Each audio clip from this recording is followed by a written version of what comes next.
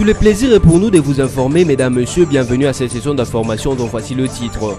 Rejet de la motion de défiance adressée au ministre de la Défense et des anciens combattants Crispin Atamatebe à la plénière du lundi 16 avril 2018. Selon la députée MP Vicky Katoumoua, traiter une motion de défiance en matière de sécurité sur la place publique serait une violation de principes sacro-saints des secrets défense, car, a-t-elle ajouté, les questions sécuritaires sont examinées par une commission spécialisée et non au cours d'une audience foraine. Et puis le conseiller principal du chef de l'État au collège politique Mbayoki Fontoué a visité ce lundi 16 avril en plein cœur de Bunia l'entrepôt où se trouve stocké les kits de réinsertion composés de vivres et non-vivres destinés aux déplacés de Djougou. Mbayoki Fontoué a profité de l'occasion pour se rendre compte du retour de la paix dans cette partie du pays. Enfin, jeunesse et immigration clandestine, c'est le thème de la 11e édition du Festival de musique urbaine d'Anomabo qui s'ouvre ce mardi 17 avril 2018 à Abidjan en Côte d'Ivoire. 14 artistes sont attendus à cette fête musicale, parmi eux le Kwakanza de la République démocratique du Congo qui fêtera ses 60 ans d'âge sur le podium du FEMUA.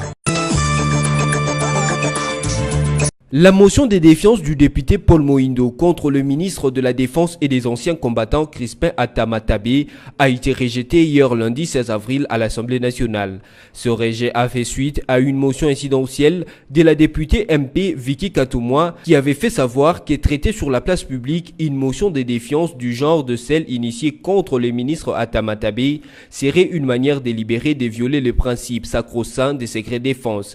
Avant d'ajouter qu'ici comme ailleurs, les questions sécuritaires dans sa plus grande extension ne sont pas traitées au cours d'une séance foraine. Bien au contraire, a-t-elle ajouté, les matières de ce genre sont examinées par une commission spécialisée, de sorte qu'un tel débat ne peut avoir lieu en public. Vicky Katoumoua a finalement conclu son propos en déclarant qu'il serait irresponsable de la part des députés nationaux de traiter la motion dans la mesure où le pays est encore engagé dans plusieurs opérations militaires sur les lignes de front. Pour rappel, c'est depuis le jeudi 5 avril que les députés RCD-KML Paul Mohindo Nzangi avait initié cette motion de défiance contre le ministre de la Défense et des anciens combattants Crispin Atamatebe. Ce, suite à l'insécurité dans la province de l'Ituri, Tanganyika et du Nord Kivu. Lors de son adresse avec les députés de la majorité présidentielle à la Cité de l'Union africaine, le lundi 16 avril, Joseph Kabila, chef de l'État et autorité morale de cette méga plateforme, avait insisté sur les questions sécuritaires qui ne doivent pas, quelle que soit la démocratie, être traitées sur la place publique. En vue de dissiper toute spéculation autour de l'augmentation de prix de biens et services sur le marché, Joseph Kapika, le ministre de l'économie, a répondu aux préoccupations de députés nationaux à la suite de la question orale lui adressée par le député Serge Mahamba. Or, pour empêcher les opérateurs économiques de spéculer sur le prix de biens et services, Joseph Kapika a lancé depuis lundi 16 avril 2018 une série de missions de contrôle sur le marché des affaires économiques. Dans sa réponse aux différentes questions des députés nationaux, Joseph Kapika a estimé que les descentes sur terrain sont nécessaires.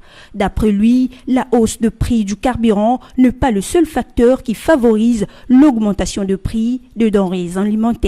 Plusieurs autres facteurs entrent en ligne de compte, a-t-il soutenu. Du reste, Joseph Kapika tient à signaler qu'une mission de surveillance est déjà sur terrain pour s'enquérir sur les structures de prix auprès des opérateurs économiques, avec de pièces justificatives y afférentes pour les analyses afin d'élaguer toutes les charges qui surlargent ces structures.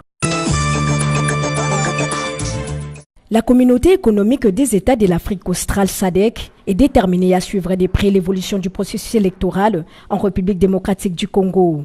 Elle tient aussi à intensifier les concours des pays de la région. C'est dans ces cadres que cette organisation sous-régionale a installé un bureau en RDC pour mener à bien cette action. C'est au cours d'une audience accordée lundi 16 avril à Kinshasa que le Dr Stérogomena Laurence Tax, secrétaire exécutif de cette institution, a indiqué que le tout nouveau bureau de la SADC à Kinshasa sera co-dirigé par les représentants de l'Angola, de la Tanzanie et de la Zambie. L'objectif principal de la visite de cette forte délégation était aussi de s'inquérir sur l'état de l'avancement du processus électoral. électorale. L'équipe voulait approfondir la réflexion sur les perspectives des partenariats, notamment pour l'assistance tant logistique que technique.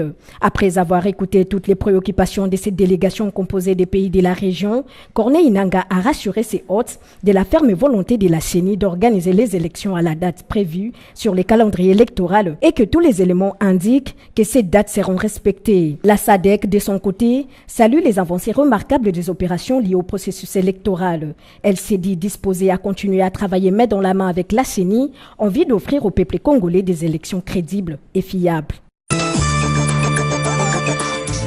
L'affaire des ébus dans l'ex-province de Bandundu continue à défrayer la chronique. Les organisations de la société civile des provinces de Kwango et Kwilu, ainsi que le chef des terres de Bukangalonzo, dénoncent ce qu'ils qualifient de non-application des recommandations issues de la table ronde sur les ébus organisée en mars dernier à Kinshasa. Ces assises visaient à résoudre la question sur la gestion des ébus conduite dans les deux provinces par les éleveurs venus de la partie orientale de la RDC. Ces acteurs de la société civile rappellent que cela date d'un mois depuis que la table ronde sur les ébus a eu lieu. Curieux constate-t-il que le gouvernement n'a à ce jour respecté aucune des recommandations sorties de ces assises. Alors qu'au terme de cette table ronde, les participants avaient recommandé au gouvernement de racheter notamment tous les ébus cantonnés au parc agro-industriel de Bukangalonzo. Ce, pour mettre un terme à la psychose qui règne au sein des communautés locales, ont-ils rappelé. Au cours d'un point de presse tenu par cette structure de la société civile, dont Théophile Ngamadika, porte-parole des chefs coutumiers, a donné les comptes rendus, les notables invitent les décideurs politiques à appliquer à la lettre les conclusions et recommandations de la dite table ronde. Ils ont en outre demandé au gouvernement non seulement d'acheter ces ébus, mais aussi de les redistribuer gratuitement aux hôpitaux, aux prisons et aux orphelinats du pays. Les notables de l'ex-Bandundu saisissent enfin Aubin Minaku, président de l'Assemblée nationale, sous la houlette de qui cette table ronde s'est tenue. Il invite à l'application des décisions issues de ces assises pour qu'enfin les éleveurs regagnent leur province d'origine. Les opérations d'accompagnement de compatriotes en difficulté à Djougou se poursuivent.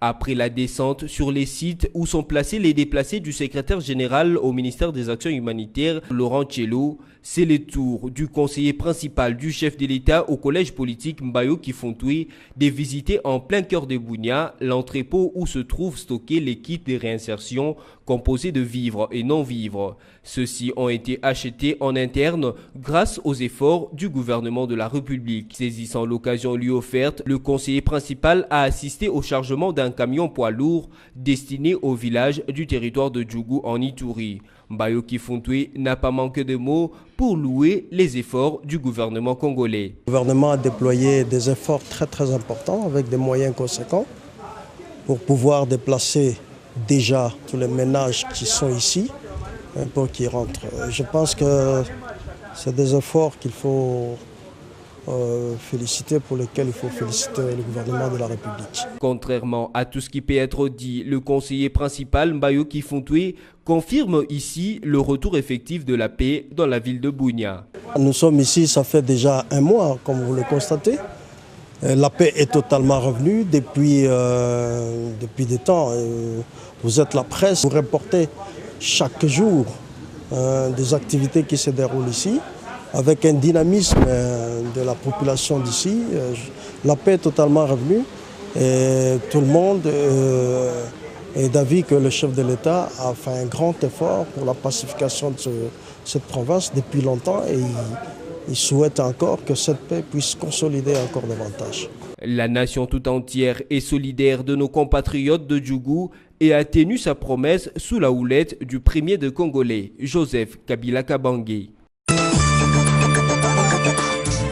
11e édition du festival de musique urbaine d'Anoumabo d'Ifemua. C'est ce mardi 17 avril 2018 que s'ouvre ce festival à l'Institut de la jeunesse et des sports d'Abidjan en Côte d'Ivoire.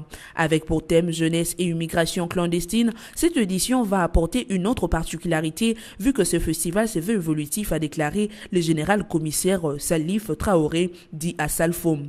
À son arrivée au site retenu pour la tenue du festival, pour une séance de reconnaissance, Salfo a rassuré devant la presse que la sécurité sécurité sera de mise et que tous les points ont été pris en compte et que toutes les dispositions ont été également prises en compte pour ces faire. Le numéro 1 de ce festival considère cette 11e édition comme les commencements, estimant que le dit première était celle de la période d'apprentissage.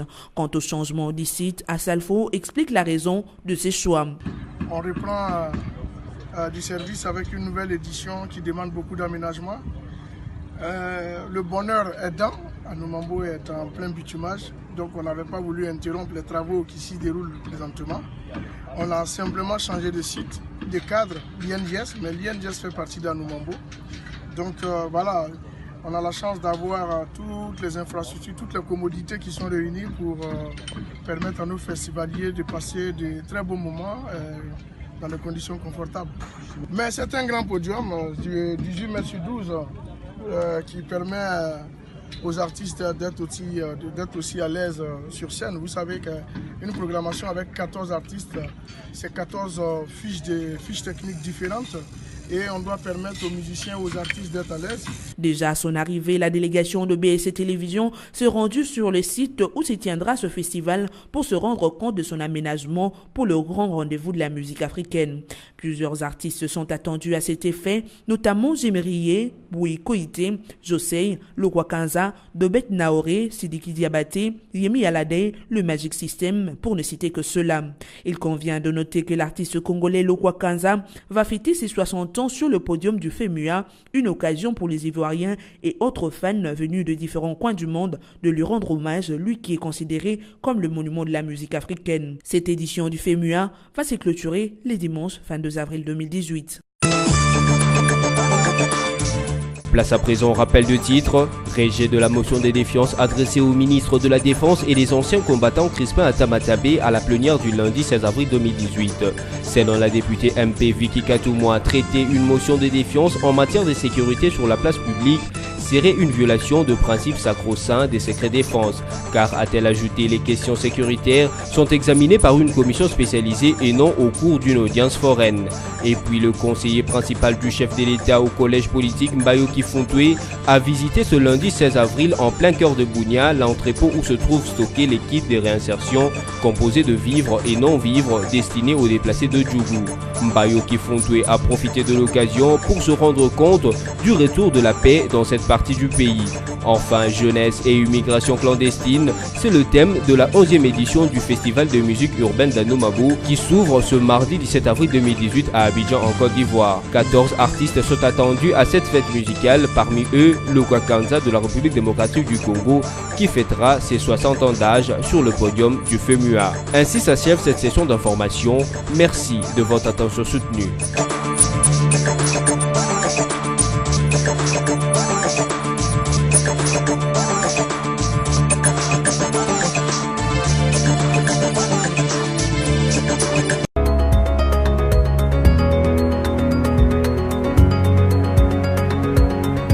Mesdames, Messieurs, merci de suivre la revue de presse des journaux parus en ligne ce mardi 17 avril 2018, sélectionné résumé pour vous sur BSC TV. Ouvrons cette revue de presse avec les sites d'actualité Congo Virtuel qui écrit « Sécurité, élection, nationalité, Kabila interpelle les députés ». Le président de la République s'est entretenu ce lundi 16 avril 2018 à la Cité de l'Union africaine avec les députés de la majorité autour de la situation sécuritaire qui prévaut à travers le pays. Pendant plus d'une heure, Joseph Kabila s'est attardé sur les différentes zones de conflit à travers les pays pour en faire le point, tout en soulignant que la situation est globalement sous contrôle sur l'ensemble du territoire national. Dès l'entame de son propos, le chef de l'État a insisté pour dire que la situation sécuritaire a connu bien d'amélioration et n'est plus à comparer avec des situations d'il y a 20, 15 ou 5 ans. Évoquant la situation sécuritaire à l'ouest du pays, le commandant suprême des forces armées et de la police nationale a noté qu'elle est calme malgré les banditismes urbains qui s'observent surtout dans la ville de Kinshasa. Il a attribué cette situation aux mesures d'amnistie qui ont vu libérer des criminels au nom de la cohésion nationale. Une situation due également à des évasions dont celle de la prison de Makala avec notamment les députés Ndemwana Ntemi qui avaient lancé des attaques dans la ville de Kinshasa. La situation est également stable au centre du pays après les phénomènes Kamwina Sampou et cela malgré l'activisme de quelques récalcitrants qui qui poursuivent leur entreprise criminelle. Joseph Kabila s'est dit soulagé du retour progressif des déplacés internes et externes tout en observant le déroulement de l'enquête internationale et de regretter tout de même que les déploiements militaires n'aient pas pu s'effectuer plus tôt suite à une mauvaise évaluation de la situation qui avait été minimisée. Poursuivant cette revue de presse avec Forum des As qui note en grand titre « Assemblée nationale, la motion contre Atta-Matabé fait pchit ». La motion de défiance du député Paul Mohindo contre le ministre de la Défense et des anciens combattants Crispin Atta-Matabé a fait pchit hier lundi 16 avril à la plénière de l'Assemblée nationale. L'initiative du député Paul Mohindo d'éjecter le patron de la Défense a été rejetée par la majorité des élus directs du peuple présents dans l'hémicycle, ce à la suite d'une motion incidentielle de Madame Winnie Katoumoua, députée de la majorité présidentielle. Dans sa proposition à l'ouverture d'une plénière très attendue et quelque peu mouvementée, l'auteur de la motion incidentielle n'y est pas allé avec le dos de la cuillère. Traiter sur la place publique une motion de défiance du genre de celle initiée contre le ministre Crispin Atta-Matabé serait une manière délibérée de violer les principes sacro-saints et secret défense, alerte Winnie Katoumoua. Selon cette députée MP, ici comme ailleurs, les questions touchant à la sécurité dans sa plus grande extension ne peuvent sous aucun prétexte se traiter au cours d'une assemblée foraine. Bien au contraire, les matières du genre sont examinées par une commission spécialisée. Un tel débat ne peut avoir lieu en public. Il serait irresponsable de notre part pour les faire, encore que le pays est encore engagé dans plusieurs opérations militaires sur les lignes de front, explique l'auteur de la motion. Bouclons cette revue de presse avec les sites okapu.net qui titre « Kinshasa accueille la première édition de la Coupe d'Afrique d'improvisation théâtrale francophone ». Le centre culturel Les Eaux de Kinshasa va abriter à partir de ce mardi 17 avril la première édition de la Coupe d'Afrique d'improvisation théâtrale francophone. Cette manifestation est organisée sur initiative de la Ligue d'improvisation de la République démocratique du Congo, Gong d'Afrique. Durant 5 jours, les équipes de la Ligue d'improvisation de 4 pays, à savoir l'Algérie, le Burkina Faso, le Maroc et la Tunisie vont concourir. La RDC signe sa participation avec 2 équipes représentant les villes de Kinshasa et de Lubumbashi. Ainsi s'achève cette revue de presse. Merci à vous de l'avoir suivi et à la prochaine.